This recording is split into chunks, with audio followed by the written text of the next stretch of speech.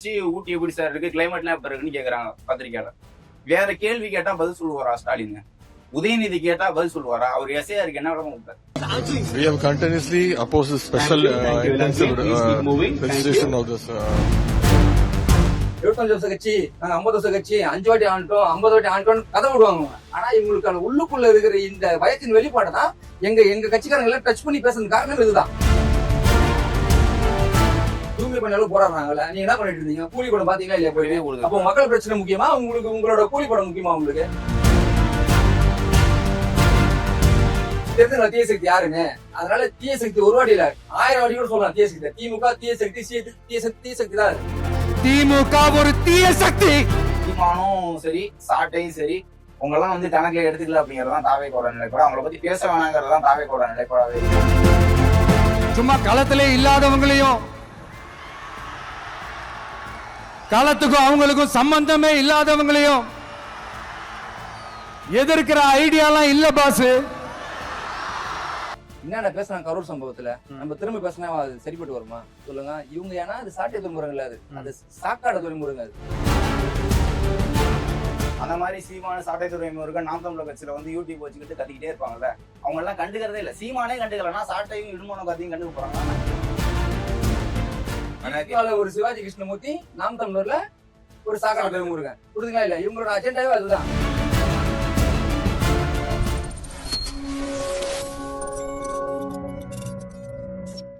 வட்டி boss Bigg Boss Tamil season 9 review show நான் வர தினமும் ராத்திரி 11:30 மணிக்கு. Subscribe to colour Kannadi media. Colour Kannadi voice நேயர்களுக்கு வணக்கம். நம்ம கிட்ட 2 கெஸ்ட் இருக்காங்க. ஒன்னு யூடியூபர் டிவிகே ஆர்மி சேனலோட சுந்தரவேல், இன்னொருத்தர் அசோக். வணக்கம் பிரதர்ஸ். வணக்கம். வணக்கம். இப்படி ரோஸ்ட் பிரதர்ஸ் மாதிரி ரெகுலரா அவங்க கூட எல்லாம் போயிடாரு, நம்ம தனி. சரி, ஓகே. ஈரோடு மீட்டிங் எப்படி பாக்குறீங்க? ஒரு உங்க சேனல்லே டிவிகே ஆர்மின்னு வச்சிருக்கீங்க, டெய்லி அன்றாடம் உங்களோட அப்டேட்லாம் பார்த்துட்டு தான் இருக்கோம். இந்த மீட்டிங் உங்களோட பார்வை என்ன வருது? இல்ல, ஒரு சிறப்பான ஒரு பேச்சு அப்படின்னு தான் பாக்குறேன் தலைவரோட ஸ்பீச். ஏன்னா திமுகவுக்கு பதில், அதே போல எங்க விமர்சனம் வைக்கக்கூடிய விமர்சகர்களுக்கு பதில் கொடுத்திருக்காரு. அப்புறம் எதிர்த்துக்கிட்டே இருக்கக்கூடிய நிறைய பேருக்கு பதில் கொடுத்திருக்கான்னு இருக்கு.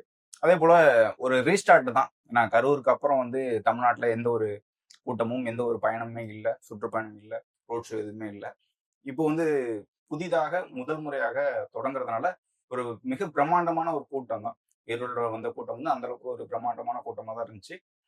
அவருடைய பேச்சும் அந்த மாதிரி தான் இருந்துச்சு. ஆனா திமுக தீய சக்தி அப்படின்னு அவர் சொன்ன விஷயம் நானே எதிர்பார்க்கல அப்படின்னு தான் பார்க்கிறேன். நான் இது வரைக்கும் தாவேக்காவை பொறுத்த வரைக்கும் நேரடியாக இந்த மாதிரியான ஒரு விமர்சனங்களை வச்சதில்லை. இந்த விமர்சனத்துக்கு காரணமும் இந்த கரூர் சம்பவம் தான். அதோட தொடர்ச்சி தான் இந்த அளவுக்கு காட்டமா விமர்சிக்க வேண்டிய ஒரு தேவையில இருக்கு அப்படின்னு தான் பார்க்கிறேன். ஆர்கனைஸ்லாம் எப்படி இருந்துச்சு? நீங்க பார்த்துருப்பீங்க, சோசியல் மீடியாவில் நீங்க நல்லா ஆக்டிவா இருக்கிற ஆட்கள் 2 பேரும். அந்த ஒட்டுமொத்த அந்த ஸ்ட்ரக்சரு, மீட்டிங் ஆர்கனைஸ் பண்ணது, அதே மாதிரி எப்பவுமே டிவிக்கேல 2 மிஸ்டேக் இருக்கும். ஃபுட்டு இல்ல, தண்ணி இல்ல, வெயில் நிக்க வச்சுட்டாங்க அப்படின்ற மாதிரி சொல்லிட்டே இருப்பாங்க. அதெல்லாம் எப்படி இருந்துச்சு? இல்ல, இது ஈரோடு மீட்டிங் பொறுத்த வரைக்கும் பாத்தீங்கன்னா, இதுக்கு முன்னாடி இருந்ததை விட இதுல ரொம்ப ஐயா செங்கோட்டையன் கட்சிக்கு வந்ததுக்கு அப்புறம் பாத்தீங்கன்னா, இது ஒரு பக்கா பிளானோட பண்ண மாதிரி தான் இருந்தது. ஏன்னா பாத்தீங்கன்னா ஒவ்வொருத்தவங்களுக்கும் நான் தண்ணி கொடுக்குறதும் சரி, அந்த கேப் கொடுக்குறதும் சரி, டைமிங் கூட பாத்தீங்கன்னா உங்களுக்கு 11 to 1 o'clock வரை டைம் ஃபிக்ஸ் பண்ணியிருந்தாங்க. ஆனா 12:30 முடிச்சிட்டாங்க. ஏன்னா எந்த ஒரு சம்பவம் நடக்கக்கூடாது, வர்ற மக்களுக்கு எந்த ஒரு டிஸ்டர்ப் ஆகக்கூடாது, போக்குவரத்துக்கும் எந்த டிஸ்டர்ப் வரக்கூடாது, இந்த காவல்துறைக்கும் ஒரு கட்டுக்கோப்பா இருக்கணும், ஒரு பாதுகாப்புல நம்ம கரெக்டா இருக்கணும்ன்றதுனால இது வெல் பிளான்டா பண்ணாங்க. அதுக்கேற்ற மாதிரி நல்லா சக்சஸான மாடதா இருந்தது. ஏன்னா பல மக்கள் பாத்தீங்கன்னா 11 to 1 தான் சொல்லியிருந்தாங்க தளபதி பேசுற மாதிரி இருந்தது. ஆனா காலை 6 மணிக்கு பாத்தீங்கன்னா பல மக்கள் தேடி வந்துட்டாங்க. ஏன்னா ஒரு மாற்றத்தை விரும்புற ஒரு மக்கள். இது வரைக்கும் ஒரு 50 வருஷம் இந்த தமிழ்நாட்டுல பாத்தீங்கன்னா திமுக அதிமுக மட்டும்தான் ஆட்சி செஞ்சது மாறி மாறி. இப்போ ஒரு துறைத்தர் ஒரு தளபதி ஒருத்தர் வராரு, ஒரு மாற்றத்தை நோக்கி வராருன்னும் போது மக்கள் தன்னெழுச்சியா தேடி வராங்க. என்னதான் பேச போறாரு, ஈரோட பத்தி என்ன பேச போறாரு, இந்த மக்களை பத்தி என்ன பேச போறாருன்னு சொல்லிட்டு எதிர்பார்த்து வந்தாங்க. ஆனா வந்த மக்களுக்கும் சரி, இதை வேடிக்கை பார்த்த பல ஊடகத்துல இருக்கிற ஊடகவாதிகளும் சரி, கட்சிக்காரங்களும் சரி, எதிர்கட்சிகளும் சரி, ஆளுங்கட்சிக்கும் சரி, இது மிகப்பெரிய ஒரு பதிலடியா தான் இருந்தது. ஏன்னா இவங்க பண்ண சம்பவங்களும் அந்த மாதிரி இது எல்லாத்துக்கும் சேர்த்து வச்சு ஒரு சம்பவம் பண்ணாம தான் தளபதி இன்னைக்கு சம்பவம் செஞ்சு வச்சார். சோசியல் மீடியாவில் நீங்க பார்த்துருப்பீங்க, தாவேக்கு கிட்ட போய் உறுப்பினர்கிட்ட போய் கேட்கறது, எத்தனை தொகுதி இருக்கீங்க, எத்தனை பேர் இருக்காங்க, எத்தனை இது இருக்கு அப்படிலாம் கேட்கும்போது அவங்க எதுவுமே தெரியாத மாதிரி ஒரு பிம்பத்தை வந்து திரும்ப திரும்ப உருவாக்குற மாதிரி இருக்கு. அதை எப்படி பாக்குறீங்க? இல்ல அரசியல் திரும்ப திரும்ப அது மாதிரியான பேட்டி எடுத்து தற்கூரி பாருங்க எப்படி இருக்கான் அப்படின்னு நீங்க பாத்திருப்பீங்க. அது புரிதல்னு ஒண்ணு இருக்குல்ல. இப்போ தற்கூரிக்கு வந்து காஞ்சிபுரம் மீட்டிங்லயே வந்து பதில் கொடுத்தாரு. யார் தற்கூரிய போய் இதுக்கு முன்னாடி உங்களுக்கு ஓட்டு போடுறவங்க எல்லாம் தற்கூரியா தெரியலையா? பதில் கொடுத்தாலையும் இவங்க திரும்ப திரும்ப ஒரு திமுக சார்ந்த எதிர்கட்சி ஊடகங்கள் யூடியூபர்ஸ் எல்லாம் போயிட்டு பேட்டி எடுத்து இவங்க வந்து ஒரு நெரேட்டிவ் செட் பண்றாங்க. அதாவது தளபதி கட்சி தொடங்கி 2 ஆண்டுகள் ஆக போகுது. இவங்க வந்து இன்னும் கூட இவங்க வந்து அரசியல் படலன்றாங்க. நான் ஒரு உதாரணம் சொல்றேன். அரசியல் பட்ட மக்களா இருக்க வேண்டியதான், அரசியல் பட்ட தோழா இருக்க வேண்டியதான், அரசியல் படுத்தப்பட்ட கட்சிக்காரனா இருக்க வேண்டியதான். தினம் பாத்தீங்கன்னா காலையில உணவகம் கொடுக்குறாங்க, காலையில உணவகம் கொடுக்குறாங்க. இப்ப இவங்க அரசியல் தெரியாம கொடுக்குறாங்க. இல்ல இது உணவுக்கு மட்டும் அரசியல் இது மட்டும் இல்லாம போராட்டம் நடந்திருக்கு. போராட்டங்க பண்ணிட்டு இருக்காங்க. மக்கள் பிரச்சனை எடுத்து போராட்டு இருக்காங்க. யாராவது விஷயம் அரசியல் தெரியாத யாராவது போராட்டம் பண்ணுவாங்களா? மாட்டாங்களா? இல்ல இவங்க ஒவ்வொரு கூட்டத்திலயும் வந்து யூடியூபர்ஸ் வந்து, அதாவது ஆளுங்கட்சிக்கு ஆதரவாளர் யூடியூபர்ஸ் எல்லாம் வந்து அங்க இருக்கிற தொண்டர்களை வந்து இந்த மாதிரி ட்ரிகர் பண்ற மாதிரி கேள்வி கேட்கறது. அப்போ வந்து இவங்க கோவப்பட்டு இந்த மாதிரி விமர்சனம் வைக்கிறதா இவங்க எடுத்து ட்ரோல் பண்றாங்களே. பட் ஆனா இவங்க எடுக்கிற ஒவ்வொரு நெரேட்டிவும் வந்து பாத்தீங்கன்னா எதுவுமே எடுப்படாது. இந்த 2026 தேர்தல் இல்ல ஊடகங்களை பொறுத்த வரைக்கும் 2 விஷயம் தான் எப்பயுமே நமக்கு தெரிஞ்சதுனால சொல்றேன். ஊடகங்களை வந்து எது பாசிட்டிவா இருந்தாலும் போடுவாங்க, எது நெகட்டிவா இருந்தாலும் போடுவாங்க. ஒரு கூட்டம் கூடுதுனாலும் அது எந்த கட்சியும் அப்படி விஜயகாந்த் ஒரு கட்சி ஓபன் பண்ணாரு. ஆனா அப்ப சோசியல் மீடியா கிடையாது. ஒரு பர்டிகுலர் டைம் அவர் வளர்ந்த பின்னாடி அவரோட பேச்சு வந்து ஒரு முதிர்ச்சி இல்லாம போகும்போது அவர் ட்ரோலா மாறினாரு. உடல்நிலை சரி அது அப்படியே ஒரு ட்ரோலா மாறினாரு. அப்படி ரெகுலரா கண்டினியூஸா வந்து புசியானதை பத்தி ஒரு ட்ரோல் பண்ணி போடுறதா இருக்கட்டும், தொண்டர்களை பத்தி ட்ரோல் பண்ணி போடுறதா இருக்கட்டும், எந்த தொகுதி பத்தி தெரியல, இவனுக்கு எதுவுமே தெரியல, தெரியும் ஏன்னா எல்லா கட்சியிலும் அந்த மாதிரி ஒரு உறுப்பினர்கள் இருப்பாங்க. ஒரு கேள்வி இல்ல பிரதர், எல்லா ஸ்டாலினுக்கும் முதல்ல தெரியுமா அப்படிங்கிற ஒரு கேள்வி நம்ம டைரக்டா இல்ல எல்லா கட்சியும் அந்த சிஎம்க்கு தெரியுமா? சிஎம் வந்து தனியா ஒரு பிரஸ் மீட் அட்டன் பண்ணாருன்னா அவர் தமிழ்நாட்டுல இருக்க பிரச்சனை எல்லாத்தையும் பேசிடுவாரா, அல்லது இங்க நடக்கிற பிரச்சனை பேசிடுவாரான்னா அப்படி கிடையாது. எப்படி சார் இருந்துச்சு, ஊட்டி எப்படி சார் இருக்கு, கிளைமேட்லாம் எப்படி இருக்குன்னு கேக்குறாங்க பத்திரிக்கையாளர். வேற கேள்வி கேட்டா பதில் சொல்லுவாரா ஸ்டாலின்? உதயநிதி கேட்டா பதில் சொல்லுவாரா? அவர் எஸ்ஐஆருக்கு என்ன விளக்கம் கொடுத்தாரு? அப்ப ஸ்டாலினுக்கும் உதயநிதிக்குமே தெரியலையே. அமைச்சர்கள் எல்லாமே கரெக்டா சொல்லிட்டாங்களா? அமைச்சர்களோட பேச்செல்லாம் சரியா இருக்குதா? அவங்க எல்லாம் தற்கூரியில வர மாட்டாங்களா? இப்போ முதலமைச்சரா இருக்கிறாரு, துணை முதலமைச்சரா இருக்காரு, கட்சியோட தலைவரா இருக்கிறாரு, அவருக்கு எதுவுமே தெரியலங்கிறது தானே விஷயமா இருக்கு. இல்ல இப்ப நம்ம புதிதாக தொடங்கிய கட்சியில வந்து எல்லாருமே அரசியல் படுத்தப்பட்ட இளைஞர்களா இருக்கணும்னு தேவை. எல்லாருமே அரசியல், எல்லாருமே வந்து வேட்பாளர் கிடையாது. வாக்காளர்கள் எப்பயுமே வாக்காளர்கள் தான். இந்த மக்கள் வந்து இப்போ நீங்க சுதந்திரம் கிடைத்த பிறகு கல்வியோட அடுத்தடுத்த கட்டம் எப்படி வளர்ந்துகிட்டு இருக்கு, இளைஞர்கள் எப்படி வந்து மேற்கல்வி படிச்சுட்டு இருக்காங்க, எப்படி வேலை வாய்ப்பு போயிட்டு இருக்காங்க, எப்படி இந்த இணையதள உலகத்துல வந்து எப்படி இயங்குறாங்க அப்படிங்கும் போது அரசியலும் அடுத்த கட்டம் தான். நீங்க 2017 ஜல்லிக்கட்டு புரோட்டஸ்டுக்கு முன்னாடி இந்த அரசியல்லாம் பார்க்காத கூட்டம், எல்லா கூட்டமும் அப்படிதான் இருந்துச்சு. 2017க்கு அந்த போராட்டத்துக்கு பிறகுதான் நிறைய பேர் இது நம்ம ஜல்லிக்கட்டுனா என்ன, மக்கள் போராட்டம் என்ன, மெரினா மாதிரி ஒரு சம்பவம் நடந்த பிறகு தானே. இப்போ அதுக்கு முன்னாடி வந்து இந்திய எதிர்ப்பு போராட்டம் பார்த்திருப்பாங்க, சுதந்திர போராட்டம் பார்த்திருப்பாங்க. அதுக்கு பிறகு நிறைய அங்கங்க மாவட்ட ரீதியா சிக்கல் வந்திருக்கும். ஆனா மிகப்பெரிய ஒரு எழுச்சியா இருந்தது வந்து ஜல்லிக்கட்டு போராட்டம் தான். அப்படி அப்ப வந்து அரசியல் படுத்தப்பட்ட இளைஞர்கள் வந்து நிறைய பேர். அப்படி ஒரு கட்சி வரும்போது எல்லாருமே வந்து எல்லா தொகுதியும் தெரியணும், எல்லாமே தெரிஞ்சிருக்கணும் அப்படின்னு அவசியம் கிடையாது. சொன்னது ஒரு முக்கியமான பாயிண்ட். இல்ல எல்லா கட்சியிலும் இந்த மாதிரி உறுப்பினர்கள் இருப்பாங்க. அதுதான் ஒன்னு சொல்லிடுறேன். முதல்வரே இல்ல, தளபதி அவர்கள் வந்து கட்சி தொடங்குவாரான்னு கேள்வி கேட்டாங்க. கட்சி தொடங்கிட்டார். மாநாடு போடுவாரான்னு கேட்டாங்க, மாநாடு போட்டார். 2வது மாநாடு போடுவாரா கேட்டாங்க, 2வது மாநாடு போட்டார். சரிங்களா? மாவட்டத்துல எல்லாம் உங்களுக்கு மாவட்ட செயலர் இருக்காங்களா கேட்டாங்க, மாவட்ட செயலரும் போட்டார். சரிங்களா? கரூர் சமூகத்துக்கு பிறகு இந்த கட்சியெல்லாம் இருக்குமா இருக்காதான்னு பேசினாங்க. வந்தாரா இல்லையா திரும்ப? அதாவது தளபதி அவர்களையும் தமிழக வெற்றி கழகத்தையும் எப்படிலாம் பேசி முடக்கணும், எப்படிலாம் விமர்சனம் பண்ணி முடக்கணும், எப்படிலாம் நெரேட்டிவ் செட் பண்ணி முடக்கணும்னு சொல்லிட்டு இவங்க ஒவ்வொரு விஷயத்தையும் நீங்க கேட்ட மாதிரி இந்த மாதிரி தொண்டர்களை வந்து இந்த மாதிரி உசுப்பத்திரமா நெரேட்டிவ் செட் பண்ணுவாங்க. ஆனா எதிராளிக்கு தெரியுது, எதிர்கட்சிக்கு தெரியுது, இவங்களை எந்த வழி போட்டாலுமே இவங்க வந்து மேலும் மேலும் மக்கள் மத்தியில வந்து செல்வா கூட வராங்களன்றதுனால இவங்க தொடர்ச்சி வேலை செஞ்சுட்டா இருக்காங்க. ஈரோட்லயே அந்த பதில் கொடுத்துட்டாரு. என்ன 10 நிமிஷம் தான் பேசுற, பஞ்சு டைலாக் பேசுற, இதுல இது என்ன அரசியலா அப்படிங்கிற மாதிரிலாம் கேள்வி கேட்கும் போது தலைவர் விஜய் அவர்களே சொல்லிட்டாரு, நான் எவ்வளவு நிமிஷம் பேசினா உங்களுக்கு என்ன, நான் என்ன பேசுறேன்னு பாருங்க, நான் பேசுற அரசியல் உங்களுக்கு புரியுதா நண்பா அப்படின்னு கேட்கிறாரு. மக்கள்கிட்ட கேட்கிறாரு.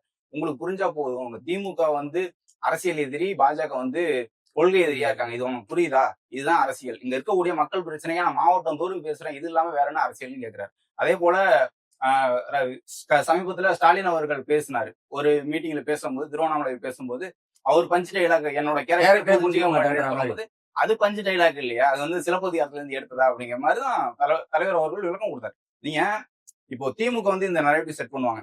ஒண்ணு பிஜேபிங்கிற ஒரு நரேட்டிவ், இல்லைன்னா உங்களுக்கு அரசியல் தெரியாது அப்படிங்கிற நரேட்டிவ். அது தொடர்ந்து வரக்கூடிய கட்சிகள்லாம் பேசி கமலஹாசன் சொல்லி அவங்க கமலஹாசன் சொல்லியா இந்த அளவுக்கு ட்ரோல் பண்ணது கிடையாதுல்ல. ஏன்னா ஒவ்வொரு கிளிப்பா இந்த அளவுக்கு அரசியல் பண்ற இல்ல எந்த அளவுக்கு விமர்சனம் இருக்கும் அந்த அளவுக்கு நடுக்கம் இருக்கு. இப்போ எந்த கட்சியாவது பண்றாங்களா? ஆளுங்கட்சி பண்றாங்களா? சார் ஆளுங்கட்சி வந்து எதிர்கட்சி பண்றாங்களா? வேற ஏதாவது கட்சி பண்றாங்களா? பண்ண மாட்டாங்க. ஏன்னா இந்த மாதிரி ஒரு நரேட்டிவ் செட் பண்ணா மட்டும் தான் இவங்களால வந்து மக்கள்கிட்ட கொண்டு போய் சேர்க்க முடியுன்ற ஒரு திட்டத்தை வச்சுட்டாங்க. மக்கள் அதெல்லாம் வந்து ஆனா மக்கள் தெளிவா பார்த்துதான் இருக்காங்களே இவங்க என்ன பண்றாங்க ஏது பண்றாங்கன்றத மக்கள் இன்னைக்கு அன்றாட போனை கையில வச்சுக்கின்னு இவங்க பேசுற ஒவ்வொரு விஷயத்தையும் பாக்குறாங்க, இவங்க ட்ரோல் பண்ற ஒவ்வொரு விஷயத்தையும் பாக்குறாங்க. ஒரே ஒரு விஷயம், இந்த கரூர் சம்பவத்துல இவங்க என்னென்ன பண்ணாங்க, இந்த ஊடகத்துல வந்து பேசுறவங்க என்ன மாதிரி எல்லாம் பேசுறாங்க, எவ்வளவு அவதூறா பேசுறாங்க, எவ்வளவு ஆபாசமா பேசுறாங்கன்றது எல்லாமே மக்கள் பாக்குறாங்க. அப்படி இவங்க என்னதான் இந்த மாதிரி பேசினாலுமே சரி, ஆனா மக்கள் மத்தியில போய் பார்க்கும்போது பாத்தீங்கன்னா இவங்க பண்ற ஒவ்வொரு விஷயம் தெரிஞ்சுதானே இருக்குது. அதனால இவங்க பண்றதெல்லாம் இன்னும் களத்துல எடுப்படாது. அது மக்கள் எல்லா கட்சியிலும் இந்த மாதிரியான மக்கள் இருப்பாங்க. ஆனா சூழலை பார்த்தோ அவர்னால எப்படி அரசியல் பேசுறாரு, கரண்ட்ல எப்படி எம்எல்ஏ இருக்காரு, அந்த மாதிரி பார்த்தா ஓட்டு போடுவாங்க. ஏன் தாவேக்கா மட்டும் அப்படி குறிப்பிடுறதுக்கு ஏதாவது நோக்கம் இருக்கா? சோசியல் மீடியால ப்ராக்டிவா பண்றது, இவர் நீங்க கூட சொன்னீங்க மக்கள் கிட்ட போகாது எடுபடாதுன்ற மாதிரி சொல்றீங்க. ஆனா ஒரு குறிப்பிட்ட ஜனரல் பீப்புள் மட்டும் இதை பத்தி பேசிட்டே இருக்காங்கல்ல. நீங்க கவர் பண்றது தானே. இப்போ சென்னையில வந்து அஜித்குமாருக்காக ஒரு ப்ரொடெஸ்ட் நடக்குது. ஒரு வேற யாரும் அவங்க கட்சியிலே கிடையாது. அந்த பையன் வந்து எங்க இருந்து வந்தானு தெரியாது. அவனை கூட்டு வந்து ஒரு ஐடி கார்டை போட்டு விட்டு என்ன மீடியான்னு நான் டைரக்டா சொல்ல முடியும், நியூஸ் 24/7 வந்து தமிழ் வந்து பண்ணாங்க.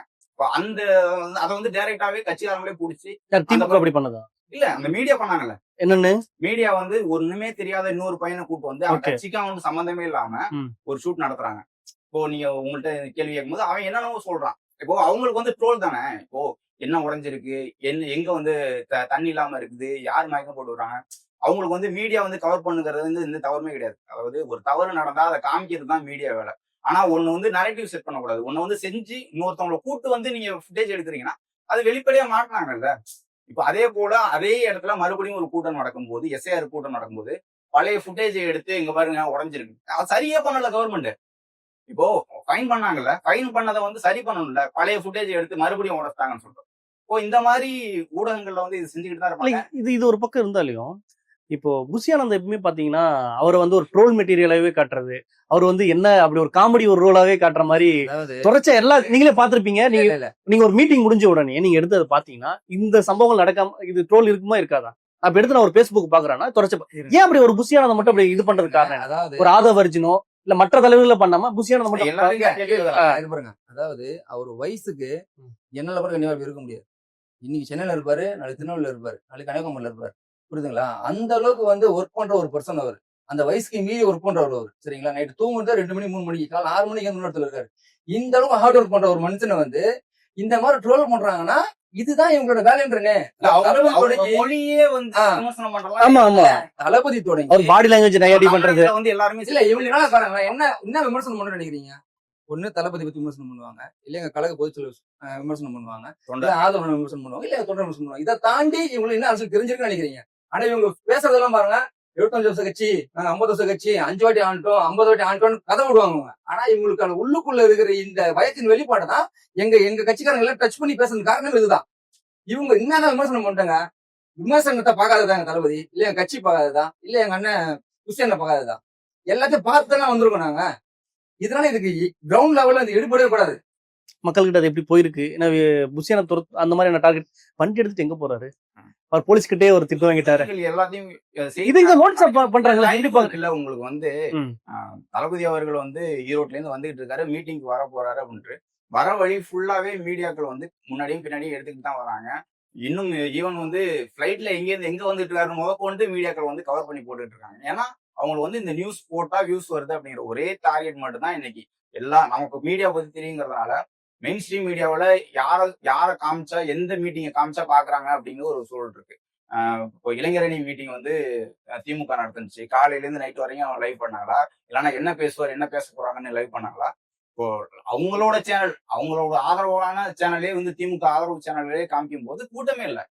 இப்போ கூட்டமே இல்லை, அங்கேயும் தான் நடந்துச்சு. இப்ப திருவண்ணாமலையில வந்து வாழைத்தாரையும் எல்லாத்தையும் நொங்கு மாம்பழத்தை எல்லாம் வெட்டிட்டு போலையா, செவரேறி குதிக்கலையா? இதை வந்து ஊடகங்கள் வந்து பெருசா பண்ணல. ஊடகங்கள் வந்து எதை ட்ரோல் பண்ணா இன்னைக்கு வந்து பேசுபடு பொருளா இருக்கிறது வந்து தாவேக்க மட்டும்தான்.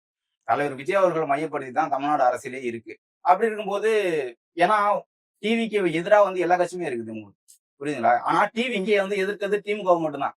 தமிழ்நாட்டுல 2026ல இப்போ ரூலிங்ல இருக்கிறது வந்து திமுக இருக்கு. அவங்களதான் எதுக்கணும்னு ஈரோட்லயும் பேசுறாரு. நாங்க ஏன் நீங்க எல்லாம் வந்து கணக்குல இல்ல பஸ் எங்களுக்கு வேலை இருக்கு பஸ்ன்ட்டாரு. அது வந்து குறிப்பிட்டு சீமானே வச்சுங்களேன். அந்த மாதிரி சீமானு, சாட்டை துரைமுருகன், நாம் தமிழர் கட்சியில வந்து யூடியூப் வச்சுக்கிட்டு கத்திக்கிட்டே இருப்பாங்கல்ல, அவங்க எல்லாம் கண்டுக்கிறதே இல்ல. சீமானே கண்டுக்கலன்னா சாட்டையும் இடுமனும் கத்தியும் கண்டுக்க போறாங்களா? அவங்களுக்கு பேசணும், வியூஸ் வரணும் அப்படிங்கிற ஒரு டார்கெட் மட்டும் தான். அதனால எங்களோட டார்கெட் வந்து 2026 பொறுத்தவரைக்கும் திமுக தான். பாஜக வந்து ஒன்றிய அளவுல என்னென்ன தவறு செய்யறாங்களோ அதை சுட்டி காமிக்கிறோம். அதை தாண்டி மற்ற யாருமே கண்டுக்கல. அதனால மற்ற எல்லா கட்சிகளுமே பார்க்குது அப்படிங்கிற ஒரு காரணத்தினால, அதுவும் தளபதி அவர்கள் வந்து இத்தனை ஆண்டுகளாக சினிமாவுல இருந்து நீங்க அரசியலா வந்து இப்பதான் பார்க்க ஆரம்பிக்கிறாங்க. நீங்க அரசியல் தெரியலன்றீங்க. நம்மளுடைய குடும்பங்கள்லயே எத்தனை பெண்கள் வந்து அரசியல் நியூஸ் சேனல் எத்தனை பேர் பார்த்தாங்க அப்படின்னு ஒண்ணு இருக்குல்ல, யாருமே கிடையாது. எப்பயாவது ஒரு தலைவர் இறந்தா பார்ப்பாங்க, இல்லைன்னா பெரிய ஒரு பிரச்சனை போனா பார்ப்பாங்க. மற்றபடி இதுதான் அரசியல், இதுதான் தொகுதி, எதையுமே பார்க்க மாட்டாங்க. இன்றைக்கு வந்து இளம் பெண்கள்ல இருந்து வயதான அம்மாக்கள் வரைக்கும் பார்த்துட்டு இருக்காங்கன்னா ஒரே ஒரு காரணம் தளபதி அவர்கள் தான். அவர் தான் சொல்றாரு, என்னுடைய அம்மாக்கள் அக்காக்கள் இவங்களை நம்பிதான் வந்திருக்கிறேன். இவங்க வந்து என்னை கைவிட்டு போக மாட்டாங்க. நீங்க வந்து 33 வருஷம் கிடையாது, நான் 10 வயசுல நடிக்கும் போதே வந்து எனக்கான உறவா மாறிட்டாங்க அப்படின்னு சொல்றாரு. அப்ப இந்த ட்ரோல் எல்லாம் வந்து கண்டுக்க மாட்டாங்க. ஏன்னா விஜயகாந்த இந்த ஊடகங்கள் என்ன பண்ணுச்சுன்னு மக்கள் பார்க்கதானே செய்யறாங்க. விக்கிரவாண்டியில ஒருத்தர் பேசுறாரு, நான் வந்து தேமுதிகாங்க, என் தலைவனை வந்து இந்த மீடியாக்கெல்லாம் இப்படி பண்ணிருச்சு. அவர் வந்து அடுத்தடுத்த கட்டமா, ஏன்னா ட்ரிகர் பண்றது தானே, ஒரு கேள்வி கேட்டு ட்ரிகர் பண்றது தானே, என்ன வேணா கேட்கலாம். அதை வந்து ஸ்டாலின்ட்டையும் உதயநிதி கிட்டையும் திமுக அமைச்சர்கிட்டையும் கேட்க மாட்டாங்க அப்படிங்கறதான் எழுதி கொடுக்குறாரு. முதல் கேள்வி இந்த கேள்வி கேட்பாங்க, அதுக்கு பதில் சொல்லுங்க. ஒரு கேள்வியை கேட்கறதுக்கு முன்னாடியே பதில் சொல்றாரு ஸ்டாலின். இப்போ இப்படிப்பட்ட முதலமைச்சரை வச்சுக்கிட்டு நீங்க அடுத்த கட்சி விமர்சனம் பண்றதெல்லாம் எப்படி அப்படின்னு தான் நம்ம கொஸ்டின் பண்ண வேண்டியது இருக்கு. திமுக அதுவும் சில அண்டாக்களையும் நம்ம கேட்கிறோம், அதே போல திமுக கட்சியினரையும் கேட்க வேண்டியது சூழல் தான் இருக்கு. இன்னைக்கு சொல்றேன், திமுகவோட தெளிவா பேசக்கூடிய ஆட்கள் பாத்தீங்கன்னா கனிமொழி அவர்கள் தான். ஸ்டாலினும் கிடையாது, உதயநிதியும் கிடையாது. அதை வந்து கட்சியினரே ஏத்துக்குவாங்க. ஆனா இது குடும்ப வாரிசுகள் வரும்போது இவங்க தடைப்படக்கூடாது அப்படிங்கிறதுனால அவங்க எம்பியா வச்சிருக்காங்க. இந்த பக்கம் வர வாய்ப்புகள் இருக்கு. 2026 மேபி வந்தாங்கன்னா என்ன மாதிரி திமுக கட்சிக்குள்ள என்ன பிரச்சனை வரும்னு பாக்கலாம். அதே மாதிரி இன்னும் பஞ்ச் டைலாக் தான் பேசுறாரு. ஜென்சி கிட்டு புரியுற மாதிரி பேசணும் அப்படின்ற மாதிரி ஒரு ஆரம்பத்துல இருந்தே இவங்க சொல்லியிருந்தாங்க. ஆனா ஜென்சி கிட்டு புரியுற மாதிரி பேசுறது ஓகே, ஆனா இன்னும் அதுல அரசியல் சாரம் இல்ல அப்படின்றலாம் சொல்றாங்க. எப்படி பாக்குறீங்க?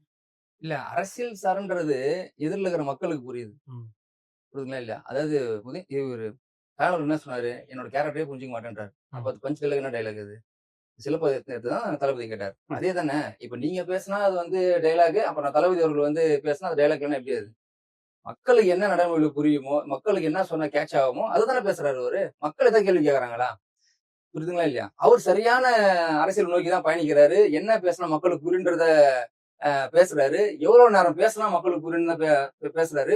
எந்த பாயிண்ட் பேசணும் இந்த மக்களுக்கு, என்ன சுச்சுவேஷனு கிரவுண்ட் லெவல்ல எந்த அளவுக்கு இது பாதிக்கப்படுது, அதை வச்சுதானே பேசுறாரு அவரு.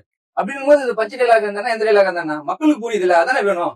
வேற எப்படி பேச முடியும்? கை கட்டினு திருக்குறளை பேச முடியும்? அகரம் முதல எழுத்தெல்லாம் ஆதி பகவான் முதற்ற இப்படியே பேச முடியும்? 1930 எப்ப தேவைப்படுமோ அப்பதான் படிப்பாங்க. இப்போ நம்ம படிக்கும் போது என்னென்ன கத்துக்கிட்டோமோ அந்த மாதிரிதான் இன்னைக்கு உட்காந்து எல்லா ஹிஸ்டரியும் சொல்ல வேண்டிய தேவை இல்லை. நான் வந்து என்ன செய்வேன் அவ்வளவுதானே, அவ்வளவுதான். வேற என்ன கேட்பாங்க? திமுக கொள்கைகள் எல்லாம் என்னன்னு கேட்டா எல்லாருமே சொல்லிடுவாங்களா? திமுக எல்லாருமே சொல்லிடுவாங்களா? ஸ்டாலினுக்கே தெரியாது. அதை வந்து வைகோ சொல்றாரு ஸ்டாலின் ஒண்ணுமே தெரியாது, ஸ்டாலினுக்கு பொருட்டே கிடையாது. இலங்கை தமிழர்கள் பிரச்சனை சிலோன் நட்டான்னு கேட்பாரு அப்படின்ட்டு வைகோ சொல்றாரு. திமுகவுல பயணிச்சவங்க சொல்றாங்கல்ல அவருக்கு ஒண்ணுமே தெரியாதுன்ட்டு. நாங்க கேள்வி கேட்கறது, நீங்க கட்சி தொண்டர்களை விட்டுருங்க ஓகேங்களா. தளபதி அவர்கள் இப்பதான் கட்சி தொடங்கினாரு, கட்சியில வந்து இப்பதான் அரசியல் கத்துக்கிறாங்க, விட்டுருங்க. முதலமைச்சர் திமுக தலைவர் உதயநிதி ஸ்டாலின் இளைஞர் அணி தலைவரா இருக்காரு. அவருக்கு வந்து சமூக நீதினா என்னன்னு தெரியாது, இடஒதுக்கீடுனா என்னன்னு தெரியாது. 2011 வந்து அவருடைய படம் ரிலீஸ் ஆகும்போது எனக்கு தெரியல, சூர்யா தான் சொன்னார்னு சொல்றாரு. இடஒதுக்கீடுக்கு எதிராக வந்து ஒரு கருத்து வந்துருச்சு, எனக்கு அப்பெல்லாம் தெரியாதுங்கிறாரு. அப்போ இவர்களே அப்படி இருக்கும்போது நீங்க ஏன் தொண்டர்களை போய் எல்லாருமே சொல்லுங்க? அதாவது ரசிகர் மனப்பான்மையில இருக்கவங்க இருப்பாங்க. இப்ப வந்துட்டாருப்பா, இப்போ விஜயகாந்துக்கு ஏன் இந்த அளவுக்கு ஒரு ஆதரவு வந்துச்சுன்னா நல்லது பண்றாரு அப்படிங்கிற ஒரு பார்வை மட்டும் தான். விஜயகாந்த் தேசிய முற்போக்கு திராவிடர் கழகம்னா யாருக்காச்சும் விளக்கம் தெரியுமா? தேசியம்னா என்ன, திராவிடம்னா என்ன, முற்போக்கு கழகம்னா என்ன, இது திராவிடமா, தமிழ் தேசியமா, தேசிய அரசியலானா யாருமே தெரியாது. விஜயகாந்துக்கு ஆதரவு தெரிஞ்சது ஒரே காரணம் வந்து அவர் நல்ல மனுஷன், அவர் அரசியலுக்கு வராரு, திமுக எல்லாம் மாத்தி போடுமே அப்படின்ட்டு தான். அப்படி விஜயகாந்த் ஓட்டு போட்டிருக்காங்க மக்கள். அப்படி வந்து பாமக வந்து 2016 இருக்கு, பாமக ஓட்டு போட்டிருக்காங்க. சீமான் அவர்களுக்கு தொடர்ந்து வாக்குகள் செலுத்திருக்காங்க. அதே போல கமலஹாசன் வாக்கு போட்டாங்க. ரஜினிகாந்த் வந்திருந்தாலும் வாக்கு செலுத்திருப்பாங்க. இங்க வந்து எதிர்பார்த்துக்கிட்டு இருக்காங்க புதுசா வந்து யாராச்சும் வர மாட்டாங்களா அப்படின்ட்டு. அதே மாதிரி வெற்றி பெறுவாங்களா அப்படிங்கிற ஒரு பார்வையும் இருக்கு. உனக்கு ஓட்டு போட்டா ஜெயிக்க மாட்டேன், நான் ஏன் உனக்கு போகணும் அப்படின்ட்டு இருக்கு. ஆனா இந்த களம் வந்து மாறிடுச்சு. விஜய் வெற்றி பெறுவார் அப்படிங்கிற பார்வை எல்லாத்துக்குமே வந்துருச்சு. தாவேகா வெற்றி பெறும் அப்படிங்கிற பார்வை எல்லாமே வந்துருச்சு. நீங்க வந்து ஆட்சி பிடிப்பீங்களா, தொங்கு சட்டமன்றமா வருமா அப்படிங்கிற அளவுல போயிட்டாங்க. அதனால இந்த விமர்சனங்கள்லாம் வந்து பெரிய அளவுல எடுபடாது 2026. இது அதே சமயம் இன்னும் ரொம்ப டீப்பான இடதுசாரிகள் என்ன சொல்றாங்கன்னா, இவங்களுக்கு எங்க பொருளாதார பின்புலம் வகிக்கிறது, யார் இவருக்கு முதலீடு கொடுப்பது, யாருக்கு இவங்களுக்கு வந்து இது பண்றது, இவங்ககிட்ட ஏதோ பின்னாடி பெரிய பேக்ரவுண்ட் ஒன்று இருக்கு அப்படின்ற மாதிரி 25 கோடி 15 கோடி கம்யூனிஸ்டுகள் வந்து இவங்க வந்து டைரக்டா வாங்கும்போது அவங்க எல்லாம் இந்த கொஸ்டின் எல்லாம் கேட்கலாமா அப்படின்ட்டு தான். தளபதி வந்து இத்தனை காலமா வந்து சொத்து சம்பாதிச்சு வச்சிருக்காரு. அவங்களோட அப்பாவே வந்து பணக்காரர் தான். இத்தனை படங்களை எடுத்திருக்காரு. அவர் சம்பாதிச்ச சொத்தை விட்டுட்டு தான் வந்து இன்னும் சம்பாதிக்கலாம். ஒரு படத்துக்கு வந்து இப்ப ஜனநாயகன் சன் டிவியோ அல்லது ரெட் ஜெயிண்டோ வாங்கி ரிலீஸ் பண்ணுமா பண்ணாதா அப்படின்னு ஒரு கேள்வி வைங்களேன். நீங்க இப்போ தளபதியோட ஒரு படம், அந்த படம் வரும்போது அதுல வந்து இலவசங்களுக்கு எதிராக வருது அப்படின்ட்டு, அதுவும் திமுக அதிமுக 2 கட்சியும் விமர்சனம் பண்ணி வருது. அந்த படம் ரிலீஸ் பண்றது சன் டிவி, ப்ரொடக்ஷன் வந்து சன் டிவி. திமுகவை பொறுத்த வரைக்கும் அது வேற, பிசினஸா பாருங்க, சினிமா பாருங்க அந்த மாதிரி சொல்லுவாங்களா. அதனால இந்த விமர்சனம் எல்லாம் எடுபடாது. இது வந்து என்ன சொல்றது, சொத்தை காப்பாத்துறதுக்காக வராரு, சொத்து சம்பாதிக்கிறதுக்காக வராருன்னா அவருக்கு வேலையே இல்லையே. உங்களுக்கு ஒரு படம் நடிச்சா 200 கோடி வருது, 100 கோடி வருதுன்னா ஒரு 30 நாள், ஒரு 3 மாசம் கால்ஷீட்டு படம் ஜாலியா நடிச்சுட்டு ஏசியில இருந்துட்டு சம்பாதிச்சுட்டு போலாங்க. ஏன் வந்து வெயில் கத்திட்டு இருக்கணும் தளபதி? இது கஷ்டம் இல்ல. உங்களுக்கு எல்லா விமர்சனம் பார்க்கணும், இத்தனை உயிர்கள் போகுது, இவ்வளவு விமர்சனம் வைக்கிறாங்க, கேவலமா பேசுறாங்க. அதான் சொல்றாரு, தீய சக்தி ஜெயலலிதா அம்மையாரும் எம்ஜிஆரும் ஏன் வந்து இந்த அளவுக்கு சொல்றாங்க அப்படின்னா, காமராஜரை கருணாநிதி எப்படி எல்லாம் இல்ல அது ரொம்ப டிஸ்டர்ப் பண்ணிதான் நினைக்கிறீங்களா? தீய சக்தி தூய சக்தின்னு சொன்னார்ல, தீய சக்தின்றது ரொம்ப டிஸ்டர்ப் தான். இல்ல சொல்ல வேண்டிய வார்த்தை தான் திமுக. இல்ல திமுக டிஸ்டர்ப் ஆயிருக்குன்னு நினைக்கிறீங்க? ஆயிருக்குல்ல, டிஸ்டர்ப் ஆயிருக்குல்ல அது. ஏன்னா இப்ப எதிர்பார்க்கல. எம்ஜிஆர் அவர்கள் பயன்படுத்தினாரு, ஜெயலலிதா அம்மையார் பயன்படுத்துறாங்க. இன்னைக்கு வந்து இந்த கால சூழல்ல வந்து தலைவர் பயன்படுத்துறாருன்னா அந்த அளவுக்கு அவங்க செஞ்சிருக்காங்கல்ல. புரியுதுங்களா? மக்கள் மத்தியிலயும் சரி, இவங்க ஊழல் அந்த விஷயத்திலயும் சரி, மக்கள் மத்தியில கூட பாருங்க, தேர்தலில் என்னென்ன சொன்னாங்க அவங்க 2020 என்ன சொன்னாங்க அவங்க, நமக்கு நாமே சொன்னாங்களா இல்லையா, மக்கள் நாம போட்டாங்களா இல்லையா, நாம போட்டாங்கல்ல. அப்ப இந்த மாதிரி ஒரு தீய சக்தியா என்னன்னு சொல்ல, தீய சக்தின்னு சொல்லுவாங்க. இது மட்டும் இல்லாம என்ன சொன்னாங்க, அனைத்து மகளிருக்கும் 1000 ரூபாய் தரேன்னு சொன்னாங்க. கொடுத்தாங்களா இவங்க? நகை கடை தள்ளுபடின்னு சொன்னாங்க, கொடுத்தாங்களா? மானியம் சொன்னாங்க, கேஸுக்கு பண்ணாங்களா? இந்த மாதிரி இவங்க பல சொல்லிட்டே இருக்கலாம். ஒன்றிய அரசு பட்ஜெட் ஒதுக்கலன்னு சொல்றாங்களா? அதுதான் எல்லாத்துக்கும் சொல்லிட்டு இருக்காங்கல்ல. இப்போ நீங்க கல்வி நிதியா இருக்கட்டும், ஒன்றிய அரசு பணம் கொடுக்கல. உங்களுக்கு வந்து வெள்ளத்துல பாதிக்கப்பட்டா வந்து பேரிடர் நிவாரணம் வந்து கொடுக்கல அப்படின்னு சொல்லி எல்லாத்தையுமே அங்கேயே கை காமிச்சிட்டீங்க. நீங்க எதுக்கு வந்தீங்க? அதே தானே எடப்பாடி சொன்னாரு, நிதி தரலாம் சொன்னாரா? அப்போ வந்து நீங்க வந்து பதவி விலகிட்டு போங்கன்னு ஸ்டாலின் சொல்லியா? கருப்பு கொடியை பிடிச்சிட்டு நிக்கலையா? மின்சார விலை உயர்கிறதுன்னு கருப்பு கொடியை வந்து வச்சுக்கிட்டு அவங்க நிக்கலையா? அப்போ ஆட்சி மாறின பிறகு ஒரு பார்வைதான். நீட்டுக்கு எதிராக அந்த அளவுக்கு போராட்டம் பண்ணிட்டு அனிதா அவங்களுக்காக நாங்க என்ன பண்றோம், அனிதா வந்து என் தங்கச்சி அப்படி இப்படின்னா உதயநிதி வந்து கண்ணீர்லாம் விட்டாப்புல. இப்ப கேட்டா என்ன பதில் சொல்றாரு? நீட்டுகள் ரகசியம் வந்தோன்னா அதை தீர்த்துறோம். நாங்க தீர்த்தாங்களா? 4 வருஷம் ஆகுது. இப்ப இந்த மாதிரி பேசியிருக்காரு. மக்கள் பிரச்சனைகள்ல இருந்து எல்லா விஷயத்திலயும் இவங்க இந்த மாதிரி தான் இருக்காங்களே. புரியுதுங்களா? இன்னைக்கு கிளம்பாக்கத்துல சிவிலில் போராடுறாங்க, புரியுதுங்களா? போக்குவரத்து துறையில போராடுறாங்க, விவசாயி போராடுறாங்க, தூய்மை பணியாளர்கள் வந்து இவங்க தேர்தல்கள் கொடுத்துருக்காங்க. இதெல்லாம் நாங்க ஆட்சிக்கு வந்தா செய்வோம்னு சொல்லிட்டு இவங்களோட கண் துடைப்பு என்னன்னா, தேர்தல் வரதுக்கு முன்னாடி நான் இதெல்லாம் செய்வேன்னு சொல்லிட்டு ஊரா உட்காந்து உங்களோட மனுவை கொடுங்க சொல்லிட்டு பெட்டி பெட்டியா வாங்கினாங்க. எலெக்ஷன் பக்கம் வரும்போது ரொம்ப தீவிரமா வேலை செய்யறது இல்ல. அதான் பாருங்க, இப்ப உரிமை தொகை மறுபடியும் கொடுத்துருக்காங்க. கொஞ்ச நாள் கொடுங்க. விஜய் சாரோட எஃபெக்ட் நினைக்கிறீங்களா? இல்ல, அவங்களுக்கு வந்து வேற ஆப்ஷனே இல்ல, ஒண்ணும் இல்ல. நம்ம தலையிலதான் குதிப்போம்னா குதிச்சு பார்ப்போம் அப்படிங்கறதுனால லேப்டாப் கொடுக்குறாங்கல்ல. ஏன் இதனால கொடுக்கல? லேப்டாப் இப்போ கடைசி காலகட்டங்கள்ல கொடுக்கறது. அதே போல தூய்மை பணியாளர் போராட்டம், அவங்களுக்கு வந்து நாங்க வந்து ஆய்வு செய்யறோம்னு சொல்லிட்டு அடுத்த வருஷம் வந்து அதுக்கான ஆய்வு வருமா, அதன் பிறகு வந்து நான் கொடுக்கலாமா கொடுக்க வேணாமா அப்படின்னு பாக்குறேங்கிறாரு. தூய்மை பணியாளர்கள் இன்னும் வரையும் போராட்டம் பண்ணிட்டே இருக்காங்க. இவ்வளவு நாள் போராட்டம் பண்றாங்க, பார்க்க மாட்டாங்க. பரந்தூர் விவசாயிகள் வந்து போராட்டம் பண்ணிட்டு இருக்காங்க. ஸ்டாலின் போய் பார்த்தாரு. ஸ்டாலினை நேரடியா வந்து பார்க்கும் போதும் விடல. இங்க தூய்மை பணியாளர்கள் வந்து மெரினாவில் போய் போராட்டம் பண்றாங்க, அவங்க தனியா நின்று போராட்டம் பண்றாங்க. தலைவர் விஜய் அவர்களை யார் சந்திச்சுட்டாங்க. பரந்தூர் விவசாயிகளுக்கு வந்து பார்த்திருக்காங்க. ஆசிரியர்கள் வந்து ஆசிரியர் சங்கம் வந்து பார்த்திருக்கு. அதே போல தூய்மை பணியாளர்கள் போராட்டம் பண்றாங்க, அவங்க வந்து பாக்குறாங்க. இதுக்கெல்லாம் ஒர்க் ஃப்ரம் ஹோம் இருக்காரு. அதாவது தளபதி அவர் வெளியில வர வேணாங்கிறது தளபதி அவர்கள் களத்துக்கு வந்து அப்படி தெரிஞ்சு அது இப்படி விமர்சனம் பண்றது எப்படி வந்தோட கதறாங்கல்ல. ஒரு 10 நாள் 20 நாள் அதாவது ஒண்ணுமே இல்ல. ஒரு போராட்டத்துக்கு அனுமதி கிடையாது. ஒரு ஈரோடு மீட்டிங் எவ்வளவு வந்து கண்டிஷன் போட்டிருக்காங்கன்றது தெரியும். 84 கண்டிஷன். இப்போ ஒரு மாநாடுக்கு ஒரு மீட்டிங்கே இவ்வளவு கண்டிஷன் போட்டு அனுமதி கொடுக்காதே இந்த காவல்துறை, தளபதி அவர்கள் தூய்மை பணியாளர்களுக்காக அன்னைக்கு ரிப்பன் காலனி வந்து என்ன ஆயிருக்கும்? அதாவது எங்களை வர்றவும் விடுறது இல்ல, வரலன்னா வரலன்னு சொல்ல வேண்டியது. புரியுதுங்களா இல்லையா? இவங்களோட செட்டிங்கே இப்படிதான்.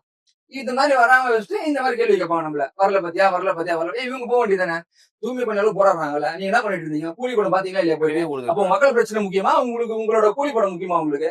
தெரிஞ்சுங்களா தீய சக்தி யாருன்னு? அதனால தீய சக்தி ஒரு வாட்டி இல்ல 1000 வாட்டி கூட சொல்லலாம். தீய சக்தி திமுக, தீய சக்தி தீய சக்தி தான் அது. டிவி ஊடகவியலாளர் எப்படி ட்ரீட் பண்றதா நீங்க நினைக்கிறீங்க? அதாவது ஊடகவியலாளர் டிவி டிபேட்ல எல்லாம் பாத்தீங்கன்னா டிவி நிறைய தனியார் தொலைக்காட்சியெல்லாம் நம்ம தொடர்ச்சியா பாத்துட்டு இருக்கோம். இல்ல. அதுல வந்து தொடர்ச்சியா வந்து ஒரு டார்கெட் பண்ணி முதல்ல ஊடகவியலாளரா அப்படிங்கிற ஒரு கேள்வி தான். ஆமா. நேரடியா திமுகன்னு போட்டுடலாம். ஒருத்தர் வந்து ஒரு அண்ணாத்து ஒருத்தர் இருக்காரு, அவரோட பேரை வந்து ஒரு ஒரு ஒரு படம் ஒண்ணு கொடுக்குறாரு, ஒரு ஓவியம் ஒண்ணு கொடுக்குறாப்புல, அதுல வந்து திமுக கலர்ல வந்து கருப்பு சிவப்புல வரைஞ்சிருக்காப்புல. அங்க போயிட்டு அரசியல் விமர்சகர் பத்திரிகையாளர்னு உட்காரு. அவர் வந்து அரசியல் விமர்சகர் பத்திரிகையாளரா இல்ல திமுக கட்சிக்காரரா அப்படிங்கிற ஒரு கேள்வி கேட்கும். இங்க எனக்கு தெரிஞ்ச ஊடகங்கள்ல யார் யாரெல்லாம் திமுக சார்ந்து இருக்காங்க, யார் யாரெல்லாம் அதிமுக சார்ந்து இருக்காங்க, இவங்க வந்து நீதிபதி வரையும் கேள்வி கேட்பாங்க. ஒரு பிஜேபி, ஒரு வந்து RSS ஆலாம் கேள்வி கேட்பாங்க. ஊடகத்துல யார் யார் உட்காந்துறாங்கன்னு தெரியும்ல. அப்ப அவங்க எந்த மாதிரி ஊடகங்கள் வந்து எப்படி இயங்குதுன்னு தெரியுதுல. அதனால ஊடகவியலாளர் கேள்வி எல்லாம் வந்து நேர்மையா இருக்க ஊடகவியலாளர்கள் வந்து பதில் கொடுக்கலாம். நேர்மையா இருக்கக்கூடிய அரசியல்வாதிகள் பதில் கொடுக்கலாம். மக்களுக்கு வந்து பதில் கொடுக்க வேண்டியதுதான் ஒரு கட்சியோட வேலை. மக்கள் கேட்கக்கூடிய கேள்விகளுக்கு மக்கள் வந்து கேட்கல, இந்த கேள்வி எல்லாம் கேட்கல. சும்மா உட்காந்துட்டு நீங்க ஏன் இதுக்கு இல்ல எனக்கு தெரிஞ்சு இப்போ நாம் தமிழரா இருக்கட்டும், இல்ல திமுக சார்ந்த பத்திரிகையாளராக இருக்கட்டும், இல்ல இளம் பேச்சாளர்கள் அப்படின்ற மாதிரி சொல்றதா இருக்கட்டும், அவங்க சரியான பதிலடி கொடுக்கறது இல்லையோ அப்படின்ற கேள்விகள் எனக்கு எழுது. இல்ல அப்படியெல்லாம் இதுக்குமே பதில் கொடுக்கணுமா அப்படிங்கிற ஒரு கேள்வி இருக்குல்ல. நீங்க வந்து போற போக்குல வந்து ஒரு கேள்வி இல்ல நல்லா டிவி டிபேட்லயா இருக்கட்டும், இதுல ஒரு குறிப்பிட்ட பேச்சாளர் தவிர மீதி யார் போனாலும் அங்க பண்ண முடியுது இல்லையோ. இல்ல அப்படிலாம் ஒண்ணு கிடையாது. இல்ல நல்ல பேச்சாளர்கள் உருவாக்கலையா? கட்சி சார்பாக போற எல்லாருமே சரியான பதில் கொடுத்து தான் இருக்காங்களே. இதுல வந்து யார் விமர்சனம் இருக்கிறாங்கன்னா, அதாவது ஊடகத்திலயும் சரி யூடியூப்லயும் சரி, சரிங்களா, இங்க வந்து 2 கேட்டகரி பிரிக்கலாம். இங்க ஒரு கும்பல் இருக்காங்க, வாடகை வந்து வாடகை விடுறவங்க, சரிங்களா. யூடியூப் சேனல் ஒருத்தவங்க இருக்காங்க, அதாவது நம்ம கார் வாடகை எடுத்திருக்கோம், பைக் வாடகை எடுத்திருப்போம், லாரி வாடகை எடுத்திருப்போம். இந்த வாடகை விடுறவங்க இருக்காங்க பாத்தீங்களா, இந்த வாடகை விடுறவங்க தான் இந்த மாதிரிலாம் பேசுறது. இவங்களோட நோக்கமே இதுதான். ஏதாவது ஒண்ணு பேச வேண்டியது, ஏதாவது அவதூறு பார்க்க வேண்டியது, ஆபாசமா பேச வேண்டியது. எனக்கு இந்த கேள்வி இல்ல சீமான் வந்து பிஜேபி போயிட்டுன்னு சொன்னாங்க, கமலஹாசன் பிஜேபி போயிட்டுன்னு சொல்றாங்க. திமுகவுக்கு எதிராக யாரு வந்தாலும் அதிமுகவா, அது கூட்டணி வச்சாலும் கூட்டணி வைக்கிறாங்க பிஜேபி பிடிஎம் தான். இந்த விமர்சனத்தை தாண்டி எதுவுமே வைக்க மாட்டாங்க. திமுக கட்சியில இருக்காங்க, திமுக கூட்டணி கட்சிகள் இருக்காங்கல்ல. சென்னை வெள்ளம் வந்துச்சுல, ஒரு வீடு இடிஞ்சு விழுந்துச்சுல, நிறைய உயிர்கள் போனுச்சுல, யாராச்சும் ஏதாச்சும் கேக்குறாங்களா? எதுவுமே கேட்கறது கிடையாது. இங்க கட்சி அரசியல்ங்கிறது வேற, மக்கள் அரசியல்ங்கிறது வேற, மக்களோட பிரச்சனைகள்ங்கிறது வேற. இந்த கூட்டணி கட்சிகள் எதையாச்சும் மக்கள் பிரச்சனையை பேசுறாங்களா? கூட்டணி கட்சிகள் கூட இருக்கட்டும், இப்ப சீமானும் சேர்ந்த மாதிரி இருக்குல்ல. அதே அவர் வந்து என்னைக்கு வந்து முத்தவரோட மரணத்துக்கு போயிட்டு ஸ்டாலின் வீட்டுக்கு போகாம, முத்தோட அவங்க மகன் வீட்டுக்கு போகாம என்னைக்கு ஐயா ஸ்டாலின் வீட்டுக்கு போனாரோ அன்னைக்கே அவர் வந்து சாட்டை வந்து திமுகவோட இன்னொரு சாட்டை வந்து கடுமையா தகுற மாதிரி இருக்கு. திமுக விட சாட்டை ரொம்ப கடுமையா தகுற மாதிரி இருக்கு. நேற்று ஒரு பாக்குறேன், தயவு செஞ்சு உங்களுக்கு 10,000 ரூபாய் கூட அனுப்புறேன், நீங்க வந்து தாவிக்க தப்பா பேசாதீங்க அப்படின்ற மாதிரி எல்லாம் சொல்றாங்க. ஒரு இது ஃபேக் ஐடியா செட் பண்ணி வச்சுன்னு இவங்களோட அவதூறே இதுதாங்க. என்னென்ன பேசுறாங்க கரூர் சம்பவத்துல, நம்ம திரும்ப பேசினா அது சரிப்பட்டு வருமா சொல்லுங்க? இவங்க ஏன்னா அது சாட்டிய துறைமுறைகள், அது சாக்காட துறைமுறைங்க. அது வாயத்தந்தால அப்படிதான் வரும். அந்த கட்சிக்காரங்களே வந்து ஒரு சிலர் வந்து பேசும்போது மேடையில இதுல பெண்கள் இருக்காங்களே அந்த இதெல்லாம் கிடையாது. ஆனா இவங்க திமுக இருக்கிறவங்களே சாட்டையோட பேச்சை இருக்கு டார்கெட் பண்ணிட்டாங்க. சாக்காட துறைமுருங்க வந்து சிவாஜி கிருஷ்ணமூர்த்தியா நானா, ஒரு சிவாஜி கிருஷ்ணமூர்த்தி நாம் தமிழர்ல ஒரு சாக்காட துறைமுருங்க, புரியுதுங்களா? இல்ல இவங்களோட அஜெண்டாவே அதுதான். அதனாலதான் பாருங்க அவர் எவ்வளவு அசிங்கமா பேசுறாரு. அவர் யூடியூபர் கட்சிக்காரர் கிடையாது, அவர் யூடியூபர் தான். அவரு இந்த மாதிரி டபுள் மீனிங்க பேசுறது, டபுள் மீனிங் பேசல கை தட்ட வேண்டியது, விசில் அடிக்க வேண்டியது, பண்ண வேண்டியது, உடனே இது என்கரேஜ் ஆகுறாரு. இந்த மாதிரிலாம் பேச நம்ம கை தட்டாங்கன்னு. ஆனா காரி துப்புறாங்க மக்கள். அதே நீ பேஸ்புக் எடுத்து பாருங்க, அவர் ஒரு பதிவு போட்டிருப்பாரு, கீழே கமெண்ட் எடுத்து பாருங்க, எல்லாம் என்னென்ன பேசிருப்பான்னு பாருங்க. ஏன்னா இவரோட கட்ட வெளிச்சு கட்சியினர் வந்து ஆதரவு இல்லைன்னா மக்கள் பார்க்கறது, அதாவது மக்கள் பார்க்கறாங்க, வியூஸ் வருதுங்கிறது எல்லாமே சரியான ஒரு விஷயமும் கிடையாது. நிச்சயமா எல்லாத்துக்குமே வியூஸ் வரத்தான் செய்யும். நீங்க வந்து சும்மா உட்கார்ந்தாலும் உங்களை பாக்குறதுக்கு இருக்காங்க, நீங்க திட்டினாலும் பாக்குறதுக்கு இருக்காங்க, என்ன பண்ணாலும் பாக்குறதுக்கு இருக்காங்க. அதனால வியூஸ் வருது, சப்ஸ்கிரைபர் இருக்காங்க, நான் வந்து ஒரு கட்சியில வந்து நான் பேச்சாளரா இருக்கேன். சாட்டை அதுக்காக விமர்சனம் பண்றாரு, வியூஸ்க்காக தான் விமர்சனம். ஆமா, வேற என்ன நோக்கம் இருக்கு? என் கட்சியில எதுக்கு இருக்காரு, வேற என்ன நோக்கம் இருக்குன்னு நினைக்கிறீங்க உங்களுக்கு? அவர் இல்ல ஒரே கேக்குறேன், திருச்சி மாவட்டத்துல சாட்டை திரும்புறேங்க. அவர் இருக்கிற தொகுதியில மாவட்டத்துல ஏதாவது ஒரு கட்சிக்காரன் பண்ணிருப்பாரா? இங்க யூடியூப்ல உட்கார்ந்து வாயை அவதூறு பேசுறதுக்கு அங்க போய் கட்சி வேலையை பார்த்தாவது அங்க 4 ஓட்டு வரும், புரியுதுங்களா இல்லையா? 15 வருஷமா இருந்து ஒண்ணுமே சாரையில அந்த கட்சி. விக்ரவாண்டி மீட்டிங் அட்டன் பண்ணிட்டு கார்லயே உட்காந்துட்டு ஒரு வீடியோ போட்டாரு. ஏன் போட்டார் சொல்லுங்க? அப்ப வந்து எதுக்கு பேசினாரு? அதாவது சீமான கூட சாட்டை வந்து வேற லெவல்ல போயிட்டு இருக்கு. சீமானா நானானு போட்டியில போயிட்டு இருக்காரு மாத்தி மாத்தி பேசுறதுல. அதனால சீமானும் சரி சாட்டையும் சரி உங்கெல்லாம் வந்து கணக்கில் எடுத்துக்கல அப்படிங்கறதுதான் தாவேக்கோட நிலைப்பாடு. அவங்கள பத்தி பேச வேணாங்கிறதுதான் தாவேக்கோட நிலைப்பாடாவே இருக்கு. சரி, நிறைய விஷயங்களை பகிர்ந்துக்கிட்டீங்க. ரொம்ப ஆக்ரோஷமா வேற அசோக் சார் பேசினாரு. மற்றொரு செய்திக்கும் நன்றி, வணக்கம். நன்றி. வட்டி boss Bigg Boss Tamil season 9 review show நான் வர தினமும் ராத்திரி 11:30 மணிக்கு. Subscribe to colour Kannadi media.